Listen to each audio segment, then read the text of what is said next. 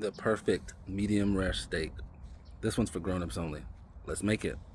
Start with your choice of steak. I'm going with some prime New York strips here.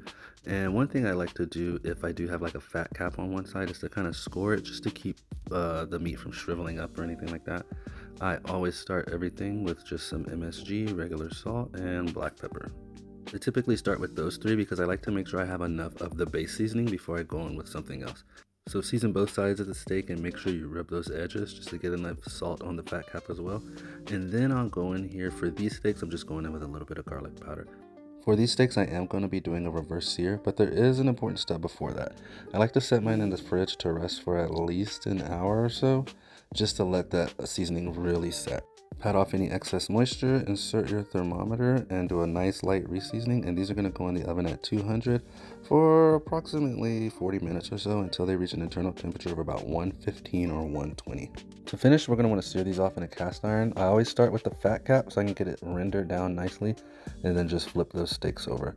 This is the most important step to giving you that steakhouse type of crust that you want on your steak. I'm gonna add some butter here, and then we can throw in some garlic, rosemary if you want. I think for this one I'm using fresh thyme. And then we're just gonna start basting that steak. Once that butter starts to melt and brown, this is gonna provide you with nice herbaceous flavor all over. After about 90 seconds, you can flip those over, and man, look at that awesome crust right there. We're gonna do the same thing. We're just gonna finish that off by basting it with that brown butter. And like I said, this process should be like 90 minutes on each side.